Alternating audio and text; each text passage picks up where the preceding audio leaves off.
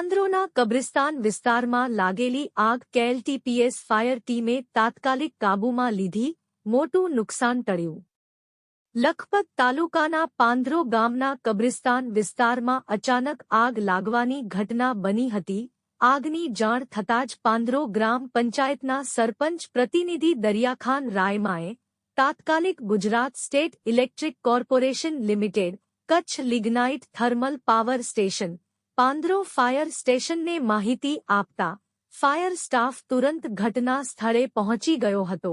Kutch lignite thermal power station fire ટીમે ઝડપી કાર્યવાહી કરી આગ વિકરાળ સ્વરૂપ લેતે પહેલા જ સફળતાપૂર્વક કાબૂમાં લીધી હતી, જેના કારણે મોટું જાનમાલનું નુકસાન થતું અટક્યું હતું.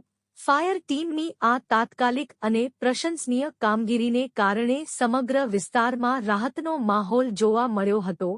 આ પ્રસંગે પાંદરો ગ્રામ પંચાયતના સરપંચ પ્રતિનિધિ દરિયાખાન રાયમાએ Kutch lignite thermal power station fire સ્ટાફના ફાયર ઓફિસર બીવી ભારવાડ સાહેબ, DCO VB Jadeja, NB Jadeja તથા ફાયરમેન એમજી બોડિયાની ઉત્તમ કામગીરી બદલ પ્રશંસા કરી અને જણાવ્યું કે કેએલટીપીએસ ફાયર ટીમ હંમેશા આસપાસના વિસ્તારોમાં આવી કોઈપણ ઘટના બને ત્યારે તાત્કાલિક પહોંચીને અત્યંત સારી સેવા આપે છે, જેના માટે તેમનો હૃદયપૂર્વક આભાર વ્યક્ત કર્યો હતો.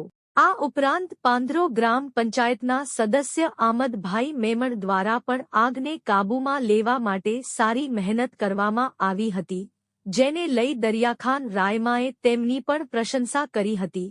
કેએલટીપીએસ ફાયર ટીમની સમયસર કાર્યવાહીથી પાંદરો ગામ એક મોટા સંભવિત નુકસાનથી બચી શક્યું હોવાનું સ્થાનિકોમાં પ્રશંસા સાથે ચર્ચાઈ રહ્યું છે. ઇસ્માઇલ ખલીફા, પાંદરો, કચ્છ.